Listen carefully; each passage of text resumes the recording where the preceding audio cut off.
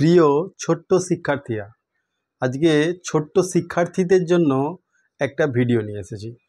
সামনেই তোমাদের সেকেন্ড সাবমেটিভ পরীক্ষা, অর্থাৎ দ্বিতীয় পর্যায়ক্রমিক পরীক্ষা, অর্থাৎ সেকেন্ড সাবমেটিভ। আর এই সময়ে বাবা মায়েদেরও যেরকম চিন্তা থাকে, আবার বাচ্চাদের অতটা চিন্তা থাকে না। তারা খেলবে, ছুটবে, দৌড়াবে, কিন্তু পড়ার কথা ভুলে যাবে, পরীক্ষার কথা দিব্যি ভুলে যাবে। সেই জন্য তাদের বেশি চিন্তা থাকে না, কিন্তু চিন্তাটা বাবা মাদের বেশি থাকে। অতএব আজকে ছোট্ট শিক্ষার্থীদের জন্য এবং তাদের বাবা মায়ের জন্য এই ভিডিওটা। আপনারাও যদি শিখে রাখতে পারেন তাহলে আপনার বাচ্চাদেরকে শেখাতে পারবেন। আজকে দেখো, ক্লাস 4-এর অর্থাৎ চতুর্থ শ্রেণীর যে বাংলা ভাষা পাঠ, এইটা তোমাদের একটা বই আছে, ভাষা পাঠ অর্থাৎ ব্যাকরণ বই। এই ব্যাকরণ বই তোমাদের এই বয়স থেকে পড়তে একদমই ভালো লাগে না এবং বুঝতেও চাইছো না বা বুঝতে পারছো না। তো সেই জন্য তোমাদের এই সেকেন্ড যে সাবমেটিভ পরীক্ষা হবে, সেইখানে সিলেবাস অনুযায়ী সন্ধি বিচ্ছেদ কিন্তু তোমাদের সিলেবাসে আছে। অর্থাৎ তোমাদের যে পরীক্ষা হবেই আর দিন 15 যে বাকি আছে, সেখানে কিন্তু সন্ধি বিচ্ছেদ পড়বেই। অতএব তোমাদের একটু শিখে রাখা অবশ্যই ভালো, তোমাদের জানা জিনিসগুলো ভালো এবং পদ্ধতিটা শেখা অবশ্যই প্রয়োজন। এর আগে আমি স্বরসন্ধি নিয়ে একটা ভিডিও করেছিলাম ক্লাস 4-এরই। আজকে দ্বিতীয় পর্বে দেখো, স্বরসন্ধির অ আ অ অ অ আ আ মিলে যে আ হয়, এইগুলো নিয়ে আলোচনা করেছি। আজকে দেখো, অ আর আ এই দুটোর সঙ্গে ই অর্থাৎ হ্রস্বই এবং দীর্ঘই যাই যুক্ত হোক না কেন, একটা নতুন ধ্বনি একটা সৃষ্টি হবে। সেই ধ্বনিটার নাম কি? সেই ধ্বনিটার নাম হচ্ছে এ ধ্বনি। দেখো সূত্রটা কি, দেখো সূত্রটা হচ্ছে অ যুক্ত হ্রস্বই সমান এখান থেকে কি উৎপন্ন হবে? এ। আবার এই হ্রস্বইর জায়গায় অ যোগ দীর্ঘইও হতে পারে, সেখানেও কিন্তু এ হবে। কেন না? উচ্চারণটা তো একই। হ্রস্বই যেখান থেকে উচ্চারণ হচ্ছে বা উচ্চারিত হচ্ছে, দীর্ঘইটাও কিন্তু উচ্চারিত হচ্ছে। ধরো আমি একটা উদাহরণ দিচ্ছি, এই যে কয়ে হ্রস্বই আর কয়ে দীর্ঘই, তোমরা এই দুটো উচ্চারণ করে দেখো, কয়ে হ্রস্বই কি, কয়ে দীর্ঘই কি। তাহলে এই দুটো উচ্চারণের মধ্যে কি কোনো তফাৎ আছে? নেই। তাহলে সন্ধি বিচ্ছেদে থাকবে কেন? অর্থাৎ এখানে ই ধ্বনিটাকে প্রাধান্য দেওয়া হচ্ছে, যে হ্রস্বই হোক আর দীর্ঘই হোক, অয়ের সঙ্গে হ্রস্বই বা দীর্ঘই ই অর্থাৎ ই মিললে পারেই এই এ ধ্বনি কিন্তু উৎপন্ন হবে। বোঝা গেল? আবার অন্যভাবে যদি বলি, আ যুক্ত হ্রস্বই বা দীর্ঘই, এই আয়ের সঙ্গে হ্রস্বই কিংবা দীর্ঘই যাই মিলুক না কেন, সেইখানেও কিন্তু এই উৎপন্ন হবে। বোঝা গেল? এইটা হচ্ছে তোমাদের সূত্র। কিন্তু আমি একটু গোড়ার কথা বলবো। গোড়ার কথা কীরকম? এই যে অ আর ই, এ হলো কেন? এইটাই হচ্ছে লাখ টাকার প্রশ্ন। অন্য কোনো ধ্বনি হতে পারতো তো, বা অন্য কোনো বর্ণ হতে পারতো, এ হলো কেন? দেখো তোমাদেরকে যদি একটা উদাহরণ দিই, কি লিখলাম? শুভেচ্ছা। এই যে এ ধ্বনিটা আছে মাঝখানে, এই এ ধ্বনিটাকে বা এ বর্ণটাকে আমরা তাহলে এটা কি করে এসেছে? অয়ের সঙ্গে ই মিলিত হয়ে এসেছে, নাহলে আয়ের সাথে ই মিলিত হয়ে এসেছে, এ এসেছে। তাহলে আমরা এই যে সন্ধি বিচ্ছেদটা ভাঙবো কি করে? দেখো এইখানে শুভ, শুভ বলে একটা শব্দ আছে, শুভ মানে খুব ভালো, শুভ যুক্ত ইচ্ছা, ইচ্ছাও একটা শব্দ আছে এবং তার একটা অর্থ আছে। তাহলে শুভর একটা অর্থ আছে এবং ইচ্ছারও একটা অর্থ আছে।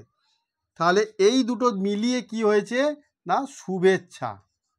শুভেচ্ছা এই দুটো শব্দ মিলিয়ে এই যে শুভ, তাহলে এখানে আপনারা বলবেন যে অ কোথায়? শুভ, ভো হচ্ছে প্রত্যেকটা ব্যঞ্জন বর্ণের সঙ্গে কিন্তু ব্যঞ্জন বর্ণ আলাদা করে উচ্চারণ হতে পারে না স্বরধ্বনি ছাড়া। ক লাস্টে কি সাউন্ড আসছে? অ। খ সেই অই আসছে, সেরকম ভয়ের ক্ষেত্রেও তাই অ আসছে, অর্থাৎ এটাকে অ ধরে নেওয়া হয়, এখানে অ আছে আর এখানে ই আছে, এই দুটো মিলিয়ে গিয়ে এ হচ্ছে, তাহলে ভয়ে একা হয়ে যাবে, শুভেচ্ছা হচ্ছে। এবার প্রশ্ন হলো যেখানে এ হবে কেন, এ হওয়ার একটা লজিক আছে। তাহলে এখন প্রশ্ন হচ্ছে এই যে অ এর সাথে ই মিললে পারে এ হবে কেন, বা আয়ের সাথে ই মিললে পারে এ হবে কেন, এইটাই হচ্ছে প্রশ্ন। এইটা হচ্ছে মা বাবাদেরও শিখে রাখা দরকার, কারণ বাচ্চাদের মধ্যে সেই এনার্জি থাকে না। তাহলে এইখানে একটা যে ছবিটা আঁকলাম, এইটা একটা আমাদের মুখমণ্ডলের জীবের ছবি। এবারে আপনারা বলবেন যে এইটা জীবের ছবি কি করে হতে পারে, কারণ এটা আমি জীবের অবস্থানের ছবিটা এঁকেছি। এখান থেকে এই পর্যন্ত আমাদের জীবটা বড় হয়ে আছে, এইখান থেকে এইখান পর্যন্ত একটু কমে গেছে, এইখান থেকে এখান পর্যন্ত আরেকটু কমে গেছে, আর এইটা সবার ছোট হয়ে গেছে। অর্থাৎ এইটা হচ্ছে সব থেকে জীবটা বেশি প্রসারিত হয়েছে। ই, এই যে হস্য ই এখানে আছে, হস্য ই, এইটা হচ্ছে জীবের উচ্চারণের স্থান। হস্য ই, ইটা যখন আমি উচ্চারণ করছি, হস্য ইটা যখন উচ্চারণ করছি, হস্য ই জীবটা সামনে থাকছে, অর্থাৎ জীবটা পিছন থেকে অনেকটা বেড়ে এসছে, হস্য ই দীর্ঘ ই। এইবার এ, এ যখন উচ্চারণ করছি তখন জীবটা একটু ভেতর দিকে যাচ্ছে, এ জীবটা ভেতর দিকে একটু চলে যাচ্ছে, মানে পিছনের দিকে। তাহলে এইটা যদি উচ্চ হয়, এইটা হচ্ছে উচ্চ, আর এইটা তাহলে কি হবে, তাহলে উচ্চ মধ্য, এইটা নিম্ন মধ্য, আর এইটা হচ্ছে নিম্ন। এখানে আরো অনেক ধ্বনি আছে, কিন্তু আমি এটা বোঝানোর জন্য বলছি। দেখো এইবার এই যে উচ্চ আর এখানে হচ্ছে নিম্ন, এই যে নিম্ন, নিম্ন মধ্য অ আছে, তাহলে অ এর সঙ্গে আমি ই, এইটার যে কানেক্টটা, তাহলে অ থেকে মানে নিম্ন থেকে একদম আমি উচ্চতে যাব, তাহলে জীবটাকে আমাদের বেশি মেহনত করতে হবে, জীবটাকে বেশি মেহনত করতে হবে নিম্ন থেকে উপরে গেলে পারে। সেই জন্য জীব কি করলো, একটা কায়দা করলো। কি কায়দা না, অত উঁচুতে না গিয়ে কোনো একটা মাঝামাঝি জায়গায় গিয়ে দাঁড়িয়ে থেকে সেইখানে উচ্চারণটা করছে। অর্থাৎ আমরা যদি বারবার একই কথা বলতে থাকি, দেখবে একটা সাউন্ড আলাদা হয়ে গেছে। যেমন তুমি যদি বলতে থাকো যে মরা, ম রয়ে আঁকা, কি বলছি, ম রয়ে আঁকা, বাল্মীকি এটা বলতে পারতো না, রত্নাকর দস্যু, তাকে ভগবান বলেছিল তুমি রাম নাম উচ্চারণ করো, কিন্তু সে রাম বলতে পারছে না, আম হয়ে যাচ্ছিল, সে এত পাপ করেছিল আম হয়ে যাচ্ছিল। তার ফলে কি হলো, তাকে উল্টো করে বলে দেওয়া হলো যে তুমি তাহলে মরা বলো, তখন সে বলতে পারছে মরা, তাহলে মরা বলছে এইটা তুমি কন্টিনিউ বলতে থাকো, তখন মরা মরা মরা মরা মরা মরা মরা মরা মরা মো করতে করতে ওই মরাটা কখন রাম রাম হয়ে গেছে, ওই মোরাটা তখন রাম রাম হয়ে গেছে। আর যখন রামের নাম উচ্চারণ করছে, ভগবানের নাম উচ্চারণ করছে, তখন তার পাপ সব ধুয়ে মুছে সাফ হয়ে গিয়ে সে তখন একটা কি জ্ঞানী ঋষিতে পরিণত হয়ে গেল, বাল্মীকি। তো যাই হোক, এইখানেও সেই ঘটনাটা ঘটেছে। যদি আমি এখানে বলি যে শুভ ইচ্ছা, এই কথাটা তুমি বারবার বলো দুটো পদকে, শুভ ইচ্ছা শুভ ইচ্ছা শুভ ইচ্ছা শুভ ইচ্ছা, এইরকম করে তুমি যদি বারবার বলতে থাকো, ওইটা কখন শুভেচ্ছা হয়ে যাবে। জীবটা অতটা পরিশ্রম করতে না পেরে তখন মাঝখানে গিয়ে কি বলবে, শুভেচ্ছা শুভেচ্ছা শুভেচ্ছা শুভেচ্ছা, শুভ ইচ্ছাটা তখন বারবার উচ্চারণ করার ফলে এরকম শুভেচ্ছা হয়ে যাবে। সেই জন্য এই নিম্ন মধ্য থেকে এই যে উচ্চ মধ্যতে যাচ্ছে, এখানে গিয়ে কানেক্ট হচ্ছে, অর্থাৎ এই এ এখানে আছে, এই যে উচ্চ মধ্যতে এই মাঝামাঝি একটা জায়গায় দাঁড়িয়ে গিয়ে উচ্চারণটা এখানেতে একে সঙ্গে নিয়ে নিল, অর্থাৎ শুভ যুক্ত ইচ্ছা সমান শুভেচ্ছা। বুঝতে পেরেছো? এই জন্যই এ হয়েছে, এই যে অ আর ই মিলিয়ে এই জন্যই কিন্তু এ হয়েছে। এবার বোঝা গেল? এই হচ্ছে গোড়ার কথা।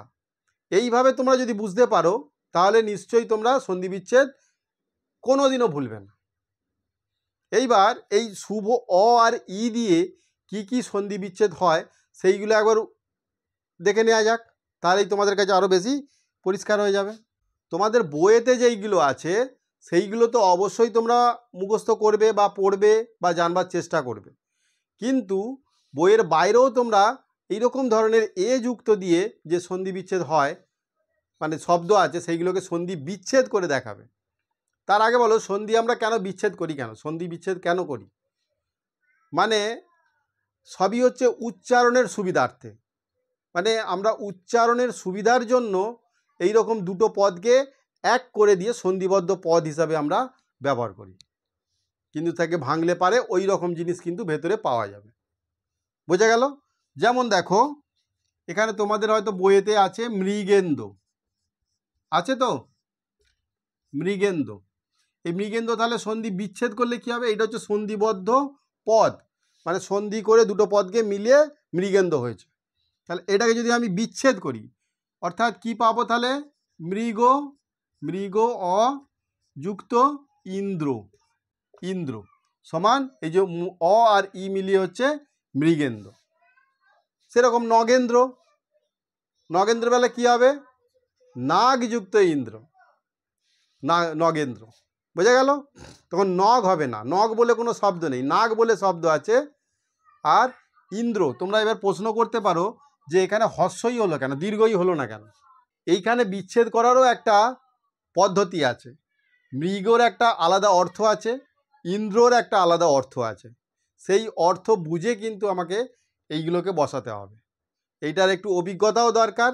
বারবার তোমরা যদি প্র্যাকটিস করতে থাকো তাহলে কিন্তু সন্ধি বিচ্ছেদরা অটোমেটিক্যালি তোমাদের মনের মধ্যে গেঁথে যাবে। এবারে দেখো কিছু মানে অড তোমাদের বইয়েতে নেই, কিন্তু সেই রকম ধরনের সন্ধি বিচ্ছেদ করাচ্ছি। দেখো যেমন কি লিখলাম? গণেশ। এই গণেশ সন্ধি বিচ্ছেদ কী করে হবে? তাহলে গণেশ সন্ধি বিচ্ছেদ করতে গেলে দেখো কি হবে? প্রথমে গণ যুক্ত ইস, এইখানে কিন্তু দীর্ঘই হবে। ইস কেন হলো? ইসের একটা কিন্তু অর্থ আছে। ইস কেন হলো? ইসের একটা অর্থ আছে, সেই অর্থ নিয়ে অন্যদিন আলোচনা করব, কিন্তু এখানে তোমরা মাথায় ঢুকি নাও এটা দীর্ঘই হবে। তাহলে এখানে অ যুক্ত দীর্ঘই সমান এ হয়েছে এই যে গণেশ। বোঝা গেল? আবার দেখো আরেকটা শব্দ যথেষ্ট, এখানেও মাঝখানে এ আছে, তাহলে এইটাকেও যদি ভাঙি তাহলে যথেষ্ট সন্ধি বিচ্ছেদ কী হবে? তাহলে যথা ইষ্ট, ই হবে না, খেষ্ট কেন হবে? ইষ্ট হবে, যথা যুক্ত ইষ্ট। এখানে আ আর হস্যই, আর হস্যই মিলিয়ে এ হয়েছে, যথাযুক্ত ইষ্ট, যথেষ্ট। বোঝা গেল? এই রকম ধরনের তোমরা সন্ধি বিচ্ছেদ করে দেখবে। যদি কোথাও সমস্যা হয় যে এইটার অর্থটা বুঝতে পারছি না, ইস হবে, দীর্ঘই হবে কি হস্যই হবে, তখন কমেন্টে অবশ্যই জানিও, আমি কিন্তু রিপ্লাই দেব। তাহলে আজকে তোমরা কি শিখলে না? অ এর সঙ্গে হস্যই অথবা দীর্ঘই যাই মিলিত হোক না কেন এ হবে। আবার আয়ের সঙ্গে হস্যই অথবা দীর্ঘই যাই মিলুক না কেন এ হবে। এবার কেন হবে সেটাও তোমাদেরকে ভেঙে বলেছি, এখানে ছবির আকারে ভেঙে বলেছি। এই উচ্চ আর এইটা হচ্ছে নিম্ন মধ্য, এই নিম্ন থেকে উচ্চ যেতে গেলে মাঝামাঝি জায়গায় আমাদের জীব একটা স্টে করে যাবে বা দাঁড়িয়ে যাবে, সেইখানে যে বর্ণ আছে সেই বর্ণটাকে আঁকড়ে ধরে নিয়ে সেই বর্ণটাকে নিয়ে কাজ চালিয়ে নেবে, আর বাকি দুটো বর্ণকে আউট করে দেবে। যেমন শুভ অটাকেও আউট করে দেবে, আর ইচ্ছা ইটাকেও আউট করে দেবে। মাঝখানে গিয়ে কোথায় দাঁড়িয়েছে না? এর কাছে গিয়ে দাঁড়িয়ে পড়েছে, যে ভাই আমি আর এখানে তো যাব না, ওই ইয়ের কাছে যাব না, বা এখানে আর নিচেও নামবো না, এর কাছে যাব না। তখন কি করব? তখন মাঝখানে দাঁড়িয়ে বলছে আমি হাঁপিয়ে গেছি, জিভটা বলছে আমি হাঁপিয়ে গেছি, এই যে এ এখানে আছে এর কাছে থেকে যাই, একে নিয়েই চলবো। হয়তো শুভযুক্ত ইচ্ছা শুভেচ্ছা, যথাযুক্ত ইষ্ট সমান যথেষ্ট, গণযুক্ত ইস সমান গণেশ। আশা করি বুঝতে পেরেছো। তোমরা এগুলো ক্লাসে তোমরা এগুলো যত বইটা পড়বে এবং প্র্যাকটিস করবে ততই তোমাদের মনের মধ্যে গেঁথে যাবে। চলো আজকের ভিডিওটা এই পর্যন্তই, আবার আসছি নতুন ভিডিও নিয়ে। থ্যাংক ইউ, ভালো থেকো।